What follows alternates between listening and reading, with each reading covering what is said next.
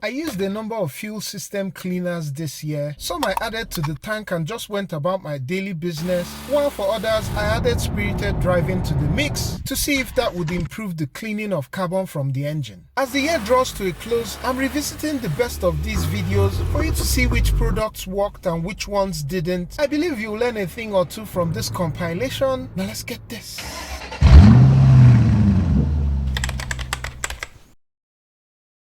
Liqui Moly states that the Pro Line throttle valve cleaner cleans the throttle valves and the intake area. Perhaps most interesting to me is the claim that it reliably cleans the intake valves even on GDI engines. This is one product I'm excited about, just given the reputation that Liqui Moly has when it comes to fuel system cleaners and lubricants. First off is the before inspection of the catalytic converter, and so I take off the air fuel sensor. With the air fuel sensor out, I introduce my bore scope, and here's what the catalytic converter looks like before the procedure. This footage will come in handy post-treatment. I should also put it out there that this video is not sponsored. All my fuel additive cleaning videos are not sponsored. Next, to inspect the intake valves, I remove the engine cover, follow up with the ignition coils and then the spark plugs, and introduce the bore scope into cylinder 1. The intake valve is closed, and so I engage the crankshaft bolt through the wheel well, and turning it over, some dirty looking valves are exposed. These are quite carboned up, and just to state that even though each cylinder has 2 intake valves, I'll be sticking to a specific one for the before and after for ease of comparison. Going by the firing order, cylinder 3 is next to open. You can see multiple layers of carbon on the stem. At this point, I begin to wonder whether Liqui Moly can actually do something here. It definitely has its work cut out. Valves 2 and 4 also have significant deposits as well, and I'll leave the detailed comparison to post-treatment when I'll be showing the before and after side by side. I put everything back together and prepare to go on to cleaning. And although not stated, I decided to warm up the car through a quick drive, and with the car at operating temperature and off, the instruction is to create access to the butterfly plate of the throttle body beyond the MAF sensor. I loosened the hose clamp, detached the intake hose, and then insert the discharge pipe that comes with the product.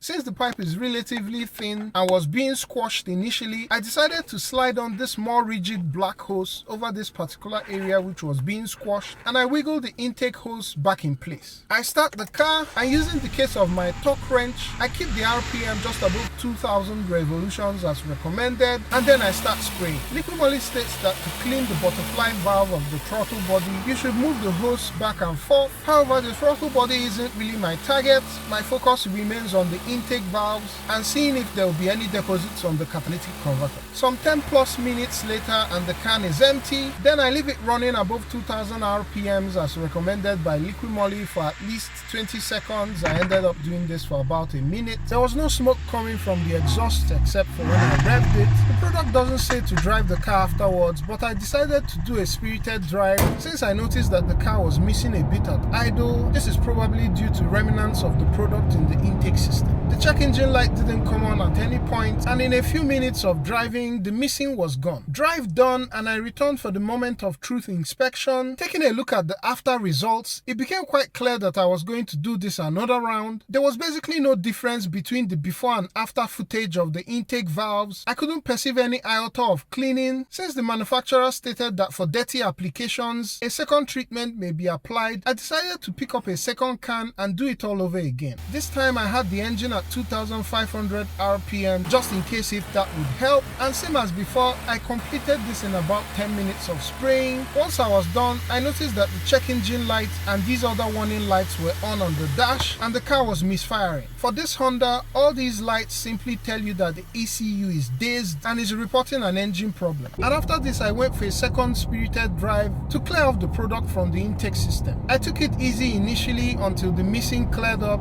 and then went ahead to put the pedal to the metal. I should also state that after about 3 drive cycles, all these lights turned off on their own. Now to the final results, and we move over to cylinder 1. Not much of a difference between the before and the after, but if we go microscopic, you can see that this part of the valve stem looks like it was cleaned up a bit. There's also a bit of an exposure of the intake port wall if you take a look at this area. However, in all, nothing dramatic. Moving over to cylinder 3, and again, no difference at all. The story was the same for the valves in cylinders 2 and 4. Again, basically no difference between the before and the after. Moving over to the catalytic converter, it looks exactly the same way before the treatment, and I guess you would expect it to look that way since I didn't see any significant cleaning of the intake valves. In the end, I'll say this was largely unsuccessful. Some minor evidence of cleaning on the valves in cylinder 1, but every other thing looked the same.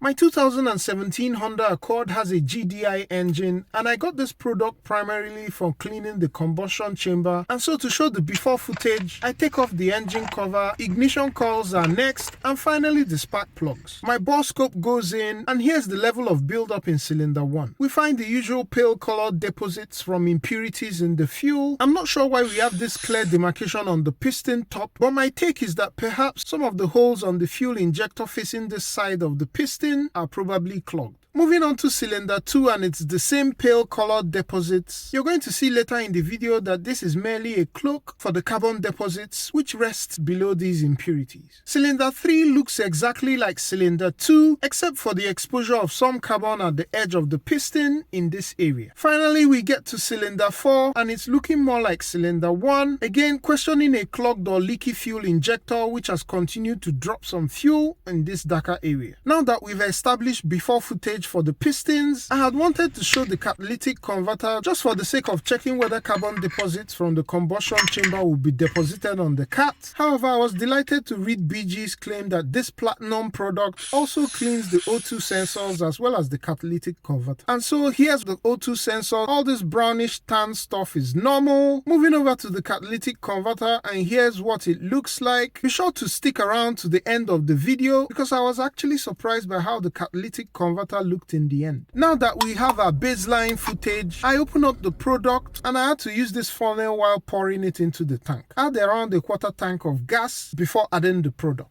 One other observation is that this has a strong fishy smell to it. Maybe that's to do with the PEA, but I'm not sure. I fill up the car and then reset the trip meter. Because of the feedback I received in the Liqui Moly video, I decided not to do any wide open throttle driving, and I made no intentional effort to push the car out of the ordinary. I should state that my driving was around 70% city and 30% highway. I also had a fair bit of traffic as well. I took this route because most people dump fuel system cleaners into the tank and just go about their daily business without trying to do any spirited drive. Just to say that these fuel cleaning videos take a lot of effort to put together, so do leave a like and subscribe if it's the kind of content you like. That would mean a lot to me. After 351 miles, I was at empty, and here's the final results. Starting with cylinder 1, here's the before, and here's the after. You can see that the product has burnt a crater through all the carbon deposits in the center of the piston, and this clearly shows how thick the initial buildup was. The indentations on the top of the piston are also more clearly defined, and I no longer see that initial half moon appearance, which I thought was due to clogged or leaky injectors. I also want to comment on these areas that you can see on the cylinder wall. Some of you on the Liqui Moly video were suggesting that the cylinder wall is worn, and so switching over to the 90-degree lens of my bore scope, you can see that there's no wear in the cylinder wall, and the crosshatch pattern is just as it's meant to be. What you were seeing initially on the cylinder wall is just the reflection of the light from the bore scope off the center of the piston, which is now down to bare metal. Moving over to cylinder 2, and we have the same story of bare metal at the center of the piston, and a lot of the surrounding deposits have been cleared or are in the process of being burnt off. Over to cylinder 3, and it's the same finding, a cleaner center with better delineation of the indentations on the piston. And at this point, I'm sure some of you are beginning to wonder where all this carbon would end up. We're still going to get to the catalytic converter in a minute, but moving over to cylinder 4, again a cleaner center, and similar to cylinder 1, I also think that the injectors are cleaner since I no longer see that stark demarcation on the top of the piston. Next is the oxygen sensor. Not much to write home about. I actually think that this area facing the exhaust port products look a tad darker in the after. This is probably due to the carbon from the combustion chamber. However, what surprised me the most was how the catalytic converter looked. I have to say that this is noticeably cleaner. I don't see any evidence of clogging, and I'll have to agree with BG that this product does clean the catalytic converter. However, in my experience, I didn't get all the piston tops shiny in one tank. Maybe that's down to the fact that I did mostly city driving, but I'll be repeating this experiment with another can of BG Platinum 44K, but this time I'll add some spirited driving or Italian tuning. For context, I had used BG44K Platinum previously on this car, but in that run, I did no spirited driving because I wanted to find out how much cleaning it would do for the everyday user who doesn't put the pedal to the metal. And so to get the baseline footage, I go into the cylinders with my bore scope, and this is what they look like from cylinder 1 down to 4. Pay close attention to the center of the piston. As you can see, there's some exposure of some shiny metal. This is the hottest area in the combustion chamber and usually gets cleaned first, so it'll be interesting to see how much more shiny metal BG44K is able to expose with some spirited driving. Moving over to the catalytic converter, and here's what it looks like. With baseline sorted and my fuel tank close to empty, I open up the product and in goes BG44K into the fuel tank. I reset the trip meter, and next is to go about my daily business, however keeping the revs up as much as possible. I also did 2 highway trips on separate occasions just to give the engine a proper workout, and both trips total to 130 miles. And so after 332 miles of driving, here's what the cylinders look like. For cylinder 1, you can see that the center of the piston is much cleaner. Also, this part between the valve reliefs has also been cleaned down compared to the before. It was also the same picture in cylinder 2, with the center being much cleaner. In addition, the edge of the piston is also being cleaned. Both cylinders 3 and 4 had these same observations. Just focusing a bit on cylinder 3, I'm now able to see part of the inscription that is on the piston crown, whereas this was not visible in the before. And to the catalytic converter, the after definitely looks darker in color. This was something I didn't see when I used the product without spirited driving, and my take is that the spirited driving actually enhanced the rate of clearing of carbon from the combustion chamber. That said, I don't see any chunks or any clogged holes in the catalytic converter, and so I'm not particularly worried by this. I've seen this previously when doing fast runs, and the catalytic converter usually cleans itself when the car is driven for consistent periods. In all, I have to say I expected a bit more from this product given how much you pay for it. I'm yet to find out one tank does it all product. My guess is that for this car, I probably need about 2 more cans of BG44K Platinum to get it to the point where we would see remarkable results.